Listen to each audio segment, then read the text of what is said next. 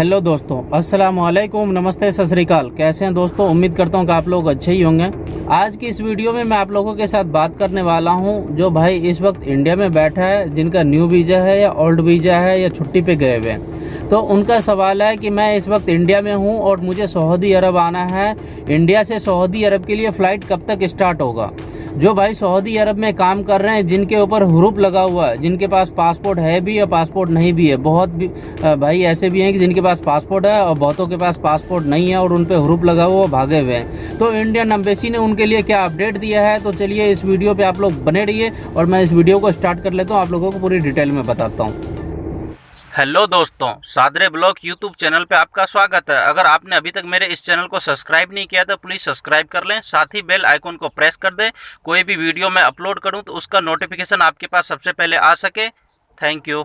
India से Saudi अरब जो भाई पैसा कमाने के लिए आते हैं, उनका बड़ा सपना होता है कि मैं अपना देश, मैं अपना घर परिवार छोड़ करके जा रहा हूँ दो पैसा कमाने के लिए सऊदी अरब या गल्फ़ कंट्री, किसी भी कंट्री में। और आने के बाद आज अगर उसे कफिल सही नहीं मिलता है तो उसे गलत कदम उठाना पड़ता है कि उसे सैलरी नहीं मिल रहा है या फिर कफिल गलत तरीके से पेश आ रहा है। तो इस वजह से लोग उन कफिल के पास से भाग जाते हैं। भाग जाने के बाद कफिल उसके ऊपर हुरूप लगा देता है। हुरूप भी कई तरह के होते हैं, किसी पे चोरी का इल्ज़ाम होता है और किसी पे होता है कि ये एक आदमी मेरे पास काम कर रहा था, ये मेरे पास से भाग गया है, तो उसे भी हुरूप बोला जाता है। अगर आप किसी को मार पीट करके अगर आप भागते हो तो वो भी एक हुरूप में ही आता है।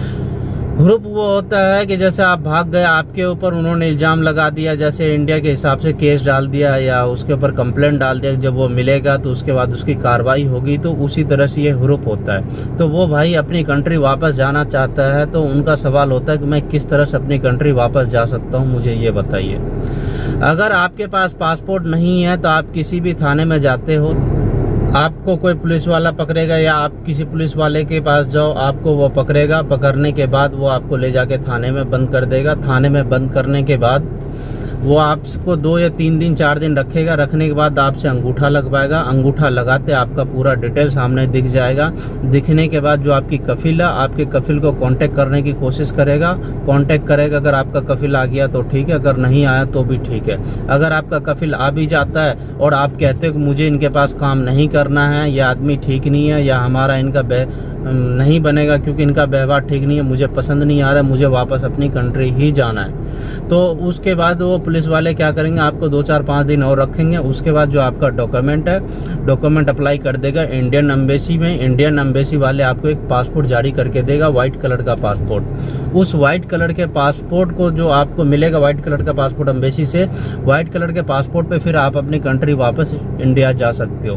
पहले क्या था कि अगर व्हाइट कलर के पासपोर्ट पे आप इंडिया जाते थे तो उसमें क्या है कि आपके लिए 5 साल के लिए बैंड हो जाता था कि आप 5 साल तक आप सऊदी अरब नहीं आ सकते हो। और अभी के डेट में जो रूल है, अगर व्हाइट पासपोर्ट पे आप जाते हो तो आप लाइफ टाइम के लिए सऊदी अरब में बैंड हो, आप सऊदी अरब कभी वापस लौट के नहीं आ सकते हो। अगर आपके पास पासपोर्ट है, आपका कफिल आपसे पासपोर्ट नहीं लिया, अगर आपके ऊपर हुरूप लगा, आप भागे हो और आपके साथ में पासपोर्ट है, तो इस केस में क्या होता है कि आप पुलिस वाले के पास जाते हो, पुलिस वाले आपको पकड़ता है। पकड़ने के बाद 2 दिन बाद आपकी कार्रवाई होती है और हफ्ता या 10 दिन के अंदर आप इंडिया पहुंच जाते हो। अगर आपके पास पासपोर्ट नहीं है तो आप कम से कम 15 से 20 दिन मान के चलो, इतने टाइम में आप इंडिया पहुँचोगे।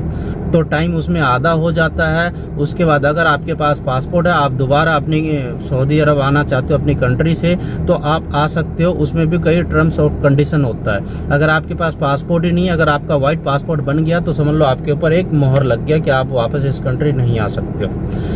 अब बात करते हैं कि जो भाई इस वक्त इंडिया में बैठा है, वो सऊदी अरब आना चाहता है। उनका सवाल है कि सऊदी अरब में आना चाहता हूँ, फ्लाइट कब तक स्टार्ट होगा। देखो, इस वक्त लॉकडाउन है, पूरी दुनिया तबाह है इस कोरोना वायरस के चलते, और इंडिया में भी लॉकडाउन है, सऊदी में भी लॉकडाउन है। अगर आप आते भी हो तो किस तरह से आते हो?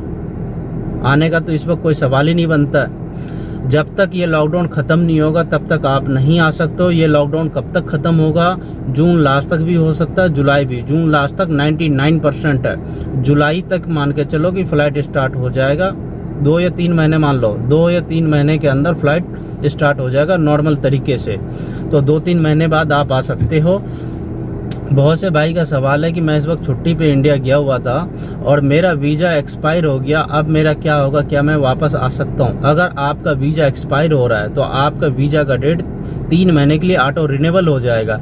अगर आपका वीज़ा 3 महीने के लिए ऑटो रिन्यूएबल हो गया, होने के बाद फिर से वीज़ा अगर आपका एक्सपायर हो रहा है तो फिर आपका 3 महीने के लिए ऑटो रिन्यूएबल होगा। ये इस वक्त जो माहौल चल रहा है, इस माहौल को देखते हुए न्यू वीज़ा वाले के साथ भी बिल्कुल सेम है कि अगर आपका वीज़ा एक्सपायर हो गया है तो एक्सपायर हो गया, 3 महीने के लिए ऑटो रिन्यूएबल होगा। अगर फिर से एक्सपायर होता है तो फिर आपका 3 महीने के लिए ऑटो रिन्यूएबल होगा। सऊदी अरब में जो कफिल है, अगर उसे वर्कर नहीं चाहिए तो वो आपका वीज़ा कैंसिल कर सकता है। पहला नंबर, अगर वो वीज़ा निकाल दिया है तो वो वीज़ा कैंसिल नहीं करेगा। वीज़ा कैंसिल बहुत 1% है कि जो कि बड़े बड़े कंपनी है जिनके पास हज़ारों वर्कर है, तो उन्हें मालूम है कि भाई 500 या 200 400 वर्कर नहीं चाहिए, अभी माहौल ख़राब है, तो वो वीज़ा कैंसिल कर सकता है। वो उनके ऊपर है। जो लोकल में आ रहा है, जैसे किसी दुकान में, मॉल में, हाउस ड्राइवर में, तो उनका वीज़ा कैंसिल नहीं होगा। इसलिए नहीं होगा कि उन्हें वर्कर की ज़रूरत है। इस वक्त लॉकडाउन के चलते आपको टाइम दे दिया जाएगा कि आप इतने दिन बाद वापस आ जाओ, तो वो आपके लिए फ़ायदा है। इस वक्त लॉकडाउन है। जब सऊदी अरब या इंडिया का माहौल ठीक हो जाएगा तो ठीक होने के बाद आप 3 महीने बाद सऊदी अरब आ सकते हो।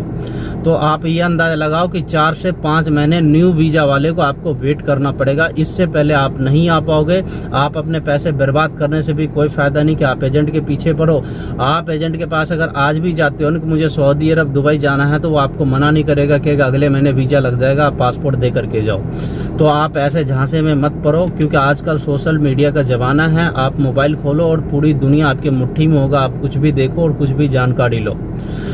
पहले टाइम में क्या था कि लोग एजेंट के साथ ज़्यादा जाके इसलिए फंसता था कि ये सोशल मीडिया का उतना वो था नहीं, और आदमी जो उसे बोले वही एजेंट, तो वो उनके समझ में आ जाता, दे देते थे। तो आजकल ऐसा ज़माना नहीं है। अगर आप किसी को 2 पैसा दे रहे हो या अगर आप किसी एजेंट को पासपोर्ट दे रहे हो तो आपके पास ऑप्शन है कंफर्म करने का। आप कहीं से भी कंफर्म कर सकते हैं, यूट्यूब से, किसी से भी। जितने भी यूट्यूबर है सऊदी अरब में या दुबई में जो यूट्यूब बनाते हैं, आप किसी को भी अगर आप सवाल करते हो तो जाहिर सी बात है वो आपको जवाब देगा ज़रूर, तो उससे आपको जानकारी मिल जाएगा। तो आज की वीडियो बस इतना ही था। उम्मीद करता हूँ कि ये वीडियो आप लोगों को अच्छा लगा होगा। अगर आप मुझसे कोई और जानकारी चाहते हैं तो प्लीज़ मुझे कमेंट कीजिए। अगर आप मुझसे बात करना चाहते हैं तो मुझे इंस्टाग्राम पेज पे फॉलो कीजिए और फेसबुक पेज पे। तो मिलते हैं आप लोगों से नेक्स्ट वीडियो में। तब तक के लिए खुदा हाफिज़।